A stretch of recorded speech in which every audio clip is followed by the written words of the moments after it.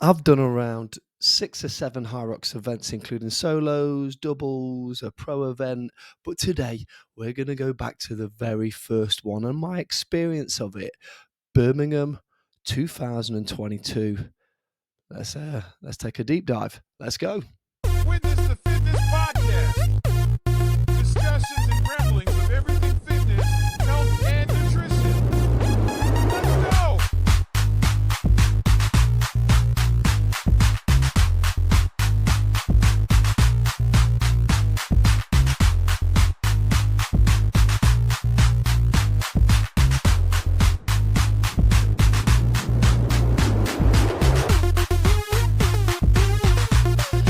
I'm just like every other fitness enthusiast out there. Yes, I've been a coach for 2 decades.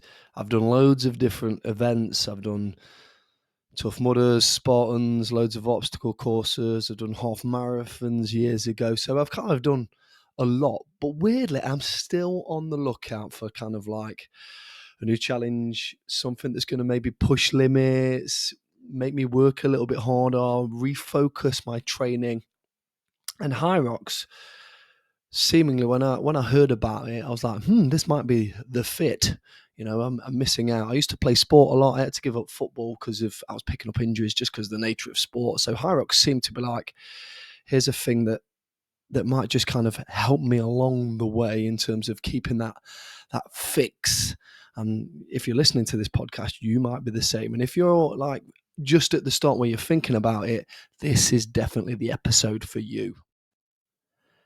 Now, if you haven't heard of Hyrox, firstly, you may have been hiding under a rock, but some people aren't, and that's totally fine. So let me explain what Hyrox is, because at the moment it's gone absolutely massive, especially in the UK. So Hyrox is just a fitness event, really. It's a race, a fitness race. There is a large proportion of running involved, and it kind of crosses over with a load of strength and endurance-based exercises. It's done in a set format that you have to push through as quickly as possible, and you're kind of racing against the clock, really, looking for PBs. They self-advocate as the race for everybody, although you obviously, not everyone can do it. Well, everyone could do it. You just need to do the training. Make sure you do the training. We can help you with that. But when you do the event, you've got 8 sections, basically. You'll always do 1,000 meters run before kind of one of the strength endurance exercises, and then you kind of repeat that block. Run, functional, run, functional, run, functional for 8 times. So you do 1,000 meters run. The first thing you'll do is then 1,000 meters on the erg ski, run again. Then you've got a nice big heavy sled push, which varies. The weight on it varies depending on what category you're doing, whether you're doing, male, female, doubles. It can vary. Anyway, then you'll do another run, and then you'll pull a slightly lighter sled than the one you pushed. Then you'll run again. Then you've got 80 meters of broad jump burpees. Everybody loves burpees. Run again for 1,000 meters. Then you're on a rower for 1,000 meters. Run again. Then you pick up some heavy kettlebells to carry for a good amount of distance, 200 meters. Run again. Get back. Wang a sandbag onto your back. Walking lunge for 100 meters. Go for your last run. And then you'll hit the last section in front of the grandstand and do anywhere between, depending on your category, 75 to usually 100 wall balls, and then you just kind of have a little jog over the finish line, and you'll see the big screen, and you'll see your time. You'll be like, oh, that was amazing. So that is the race overall. Now, I first heard about Hyrox from really word of mouth. So one of my coaches at the studio, Kat, she stumbled across it in its really early days. She went to the very first event here in the UK, and she didn't know what to expect. We're going to get her on to talk through some of her experiences, so watch out for that episode. Anyway, so she went and did it, and I must admit, I got massive FOMO. Fear of missing out was a real thing. So I was kind of like, this sounds very interesting, and I wouldn't mind giving it a go. And like I've already said, I've got loads of experience doing, well, just training in general. I've got loads of experience doing obstacle courses, races, and different bits and pieces. So I was always in a position where I kind of know how to prep, or rightly so, Pete. Come on, who you are and what you do. You've done it wrong enough. You should know what you're doing. But I was in a position where, like, I'm going to start prepping for this. I really want to do it, and I got myself booked in and ready for action. I had a good look at the Hyrox event in general and made sure I knew what to kind of expect and what I needed to prepare for. So the biggest aspect and the biggest thing that you need to do, especially if you're starting out, is it is a running event. Yes, there is strength and conditioning elements to it in terms of the sled push, the wall balls. You do need to move well. You want your hips moving. You want to be nice and strong. But at the end of the day, it is a running event and you want a solid running speed overall. What I suggest to all my kind of clients and people that train at the studio is you should have a solid 10K. Whatever that means to you, really. Just make sure you can run 10K and it doesn't absolutely batter you. Obviously, on the day, each run you're doing 1,000 meters and there's 8 blocks, so you're doing a minimum of 8K there. But there's transition zones and different bits and pieces, so you will be running closer to 10K than you will be running 8.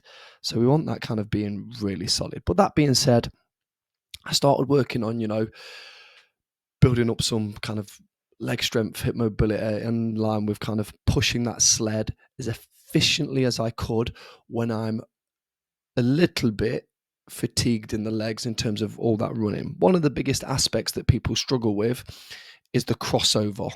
So you need the ability to recover quickly. So I'm running hard and I push some heavy weight and then need to run again. It's a big demand. And what you'll see, a big mistake of what a lot of people do is they'll either be a really good runner, don't lift any weights, struggle with it, or they'll be really good with the weight side of thing, but not a really good runner because they've been doing it. You need to do both. It's the way it is. Just get used to it. So when I had a look at it, I realized that straight away. And it was a really important factor as I built into it. So I kind of set away on my training, a lot of my strength stuff. I started working, on building back up a nice heavy squat. I started to incorporate sled pushes and pulls. I mean, we do a lot of this in our group sessions at the studio anyway. So a lot of it was kind of gearing towards that, and then obviously start to run a little bit more frequently. Usually I ran sporadically, but in line with this, I wanted to make sure I'm nice and consistent with my runs, and I was at least hitting 1 run a week.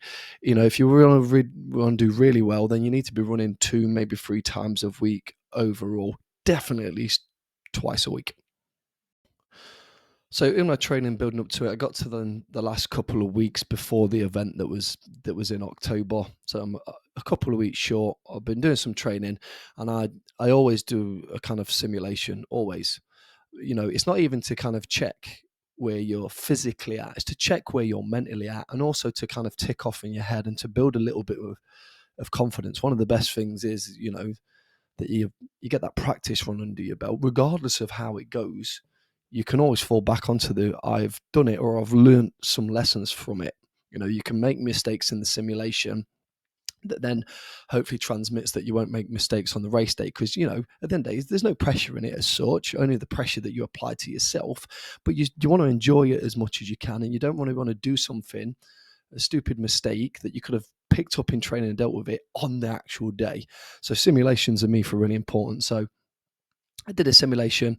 I had a really good idea of what kind of my running times were for that 1,000 meters. I had a really good time of what I was doing, the kind of functional strength and endurance aspects. So I had a good idea of my finishing time, where I should roughly be finishing, depending on how the day went. So simulations for me were important. We do simulations at the studio as part of our True Grit sessions to help give people ideas. We even do like half simulations, so some people don't even have to kind of go to the whole hog.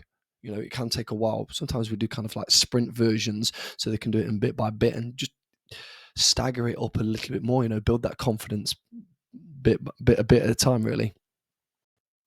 So it came to the day of the event, and I woke up like super excited slash nervous. You know, where getting your breakfast down sometimes can be a little bit tough. That level of excitement, but I still got it down because it's really important to, fuel yourself efficiently. We're based in Nottingham, so we drove down the morning of. Only takes about 45 minutes to get into Birmingham. So drove in, parked in the NEC where it was at, and then you kind of got like a short 10ish minutes walk from the car park to the NEC, and it became clear that this is going to be a busy event because as soon as we parked up in like here's the Hyrox parking area, there was a lot of cars, there was a lot of people, and then as we approached it, it was getting busier and busier. You know, there was a good few thousand people there clearly, and still at this point, Hyrox, it was building, but it wasn't as big as it is now. But it was busy then.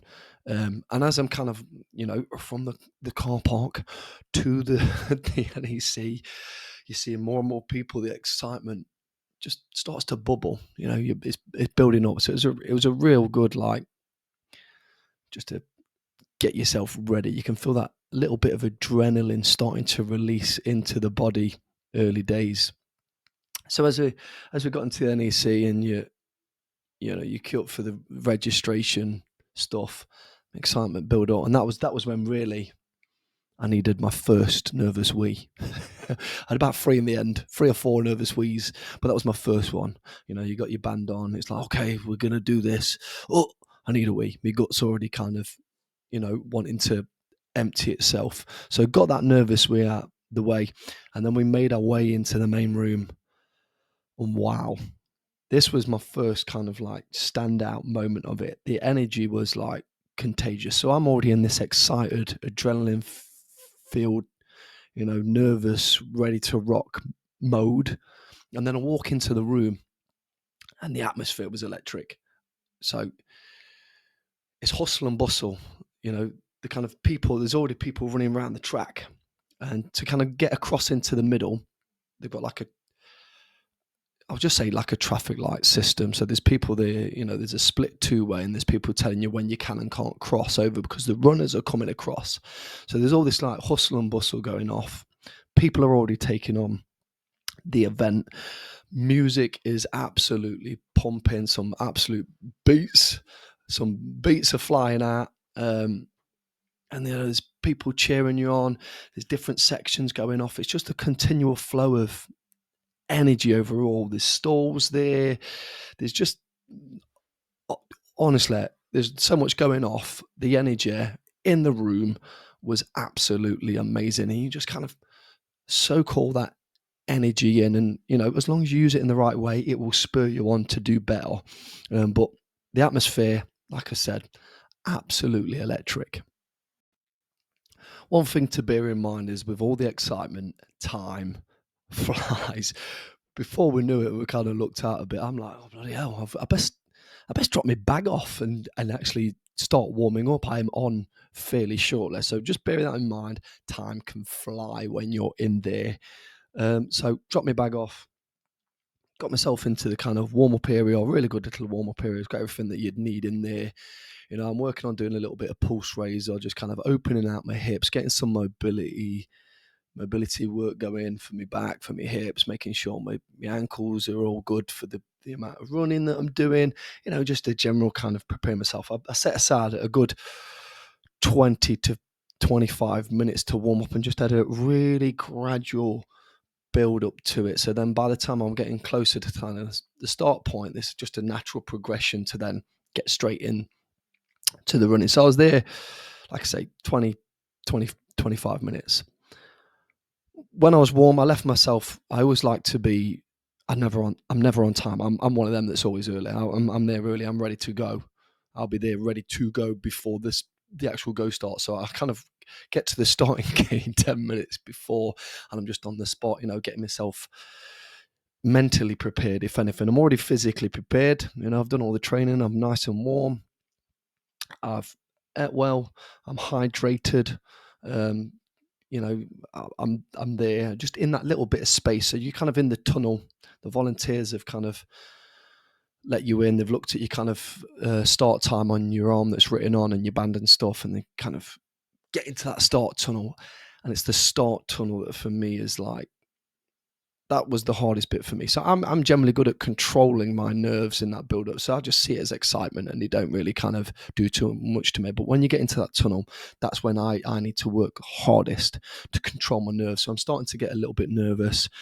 I can feel that anticipatory heart rate. You just like boom, boom, boom, boom, boom. My heart's beating hard as the nerves are starting to kick in, and my body's going into that little bit of fight or flight response. So I'm just keeping myself calm, relaxed, reassuring myself with like, you know what, Pete, you're just coming to enjoy this. You've done all the training, you've done all the hard work. While I'm nervous, ultimately I felt excited and confident and ready, and I couldn't wait to just get out, because I knew, because I've done this before, I knew the moment I've done that first run, I'm just going to feel like not at peace, but just happy or content. So I just needed to get this out of the way, and then that dramatic music kicked in. I can't remember how it goes off the top of your head now, but if you'll have heard it if you've been there. That music kicks in, and then that countdown commenced, and then the competitors around me are just starting to, fidget and move and gesture and like, whoa, let's get this on. Everyone became a lot more animated, and then, bam, let's go. The gate was released, the timer was off, and then my inner dialogue was just like, let's have this, let's go, and off. Now, obviously, that first kind of stride, this is a danger that you need to work out with. And it happens, you set off quick because of the amount of adrenaline and the environment and the hustle and bustle. You just kind of fly out the gates. So that first point, you do push. Just bear in mind, learn from experience. You need to try and control that and rein that in, because it did burn me out a little bit, that adrenaline burst, and you can get that kind of early set fatigue where you hit the, you just, that adrenaline drop off can be tough sometimes. So just bear in mind that adrenaline is going to be great, but you need to keep it controlled. And I did set off a little bit quick on that first run, and later on it did catch up to me. I mean, that adrenaline rush, I did my first runs, I hit the ski well, because the erg ski for me, it's one of my favorite machine, so that was never a problem. But that second run, that's when I kind of crashed from my adrenaline, and I just had to kind of get into my mindset a little bit more, and just kind of like, okay, Pete, just relax a little bit more, just enjoy it, get over that, find your rhythm. I want you to run a little bit smoother. These are the kind of things that I'm telling myself, and I do talk to myself. I'm not necessarily just thinking this. If you're ever in a race with me, you'll probably hear me muttering to myself. And I find it really useful and powerful. Sometimes when I just inner dialogue it doesn't have a profound effect on me. But usually when I'm talking to myself, it has more of a profound effect. So don't ever be scared if you're running next to me and you hear me kind of muttering overall. And after that initial kind of adrenaline crash, and just giving myself a bit of a talking to, I'd really just settled into my pace, and at that point it just felt like another workout, just a more enjoyable one. And I regained my kind of control of my heart rate and my breathing rate. And then after that initial surge, it was just kind of, right, this is just another workout. Let me just do what I did in the simulation, apply what I need to do in training, and then kind of move through these different zones. And as you go through each zone, each one has a little bit of a different challenge, a different approach. And some of this depends on your kind of, I'll just say, skill set. What are you good at? What are you not good at? This may change the way you do things.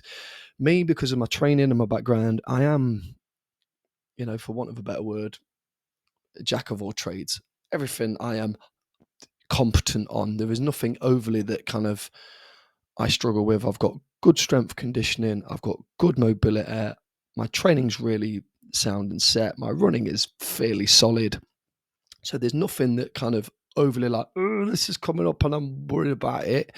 It's just a case of me just going through the motions a little bit overall. So each part of it has got a separate challenge, and you may need to look at what your strengths and weaknesses are to then maybe work out a little bit of a plan of how you approach that. Now, as I'm competing and working on, each zone, as I'll say, the best thing came to light very quickly about this event. And it wasn't really the event, it was the support network that I had there. So the best bit by far was the studio, the people that came to cheerlead that this Hyrox had set up. Yeah, so I'm doing this event. Funny enough, I was the first one on my team. On that first one, I think I was the only male there. So the rest of the team that was doing that on that event were all female. So males are usually on the front end of the day. So I had the privilege of everyone else there watching there. But it was amazing. Every time I ran into one of the strength and endurance zones, I could just hear cheering off the studio members. And I must admit, it just filled me with just like, I'll just say emotion for want of a better word. It was amazing. And I won't ever forget it. Just that feeling of actually competing on the course, running in, and wow, didn't I know I was getting so much support. Every time I worked in, there was something like 12, 13, 14 people from the studio that was just cheering me on, screaming, "Hey, come on, Pete, do it. Let's go, let's go, let's go." Amazing. To say it fueled me and my determination to kind of make sure that I do my best, not only for myself, obviously that's a big thing, but for the people that's gone out of the way to kind of support me. And that was by far was the best thing ever. And that is what kept me pushing forwards. It fueled me. And to say that is a bit of an understatement. Thank you to everyone that was there supporting me on that first one, and for everyone since. Every time I've done one, there's always people there going, "Let's go, let's go!" Amazing. Personally, I love a physical challenge, and just applying sheer effort and will and determination. And that's even better when you've been working on your fitness and been following a plan to then apply it. So you've done your training, you're pushing hard, you're at this really energy filled, electric atmosphere of an event. There's all these competitors that are working around you and sweating, applying effort. There's hustle and bustle of a crowd, and then you've got unreal support from your kind of fitness family and your tribe, and it is special. It's the experience. That's what's special. It's not the event. It's the experience of the event, and then everything that kind of goes on with it. So as I'm going around, it becomes clear that this was my first time doing it, and I always go with the same mindset regardless of these events, whatever event I've ever done. The first time I do it, it's just a case of get round, do it well. Don't overthink your time.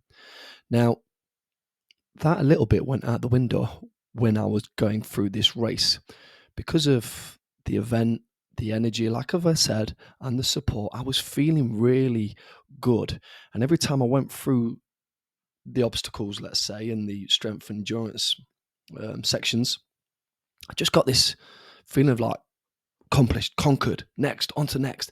And as I'm hitting these and I'm feeling strong and good, and I know that, I'm on time and I'm in line with my training and I'm applying well, I got this like boost to my confidence, and it really fueled my desire to kind of like, let's finish strong. I know the idea was like, let's just finish well. I'm feeling good. The energy in this place is immense. Let's go. Let's finish strong. Let's start to push. So I just built myself up, make sure that, when I get over that line, nothing left. Make sure it happens. Absolutely nothing left. Do your best. So I'm pushing for it.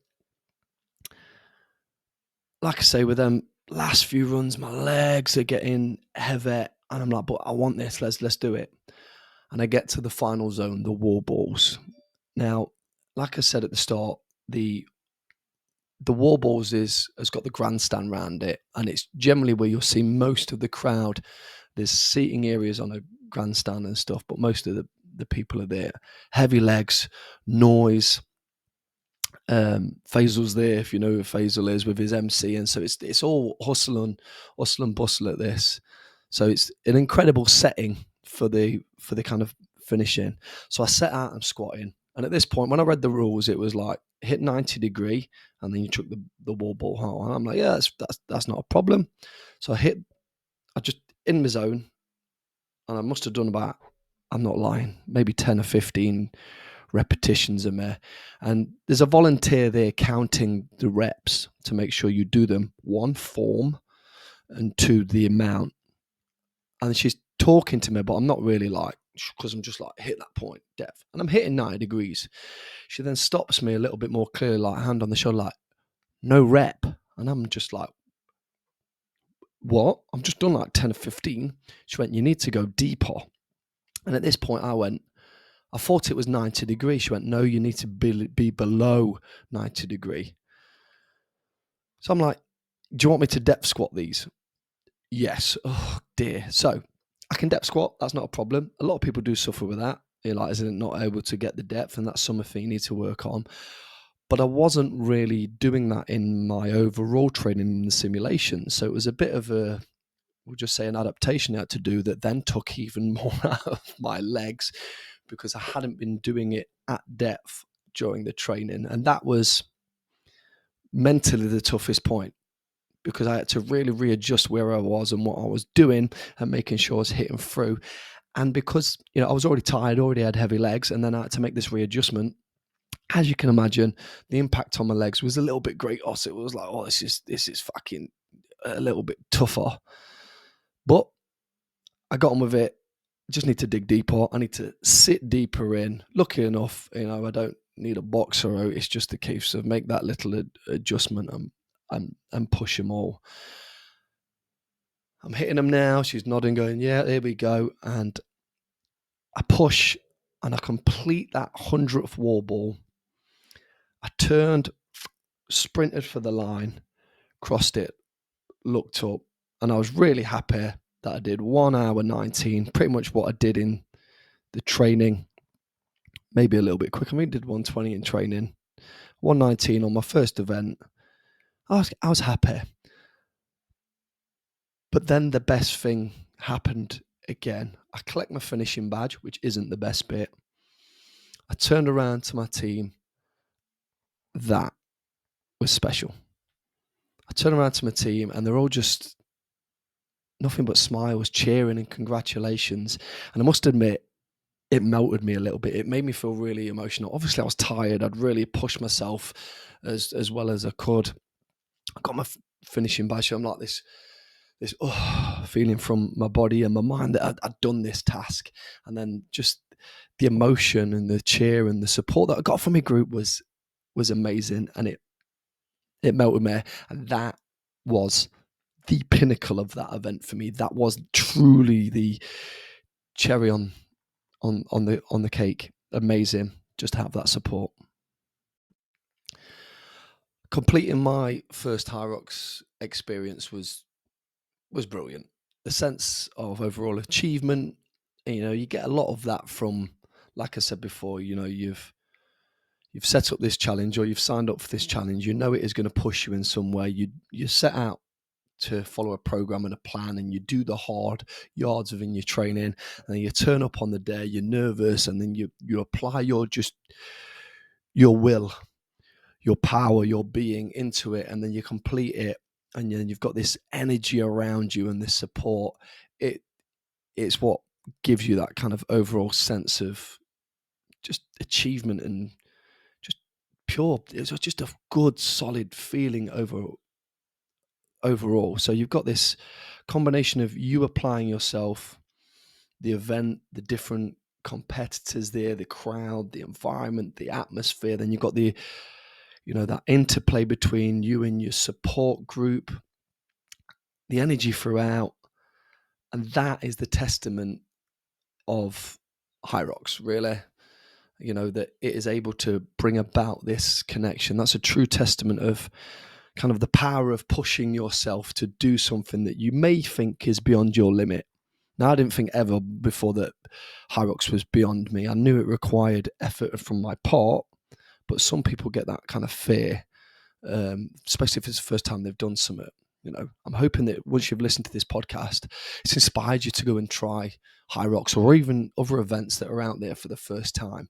That is the beauty of it. You're going to get so much confidence and accomplishment from applying your will against something that you perceived as maybe beyond your capabilities. But that's where it may be, and it weirdly, it should be beyond your capabilities, right? When you first have a crazy idea, it should be beyond your capabilities.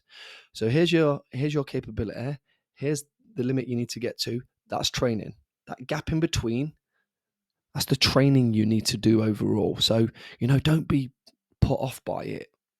Get yourself involved, do the training, do the planning. The biggest asset to fitness events like Hyrox overall is it brings people together in a really positive and empowering way.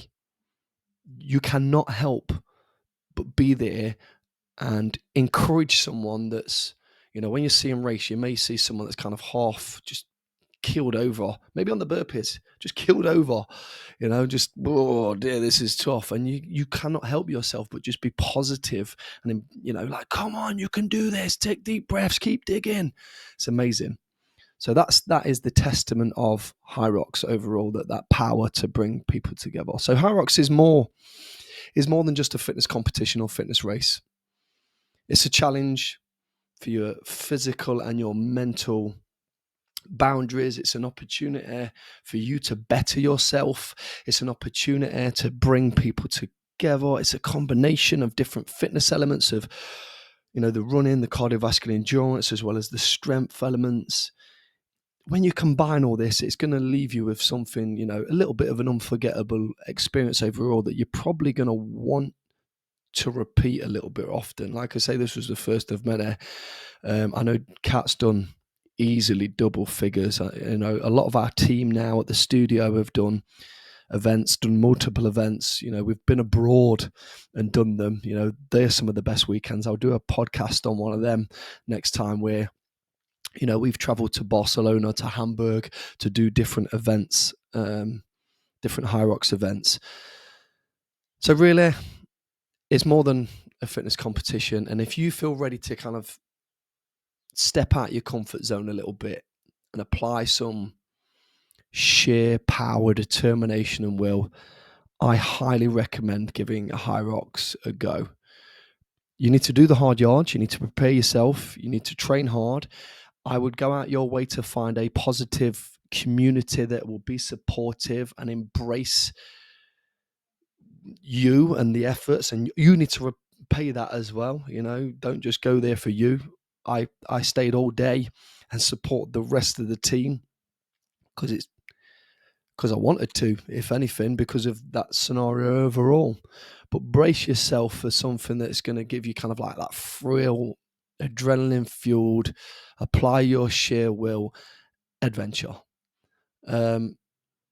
Your first Hyrox may just be a turning point. It may be a transformative stage where you embrace and look at fitness and health and your capabilities slightly differently. You may look at your network of people and the positivity around you, and you may look at that slightly differently, and it'll be a really good thing overall. At Witness the Fitness Training Studios in Nottingham, my little, that's my baby, that's my training studio. We've helped loads of people take on the event, prepare for the event, smash PBs out left, right, and centre. So if you want more support and you're quite local to us and you maybe need some experience and some help and some pointers along and you want to get involved with some of our training, we've got specific training we do at the studio to help gear up for Hyrox and like events. Why not come and train with us? We'll help you at Witness the Fitness. And we might just be the kind of fitness family tribe that you're looking for, whether it be for Hyrox or just kind of preparing for life in general. Fitness is a lifestyle. Fitness is a way of life. You'll have heard that before, and I truly believe that. And Hyrox is another way that you can really facilitate that moving forwards. Thanks for tuning in today. As I went through my first Hyrox experience, I'll have other podcasts talking about Hyrox. Like I said, I'm going to get my coach Kat on, and I'm pretty sure that she's done around maybe 20-ish Hyroxes. We'll find out. And she's done them when I say worldwide, she's proper gone gen setting and followed around. So we're gonna have her on talking about her experiences and some of the training, and we'll bounce that off between us. So that'll be well worth a look in a few weeks' time. Anyway, thanks for tuning in. I really appreciate it if you could like, if you could follow, if you could subscribe. So just give something a little click somewhere.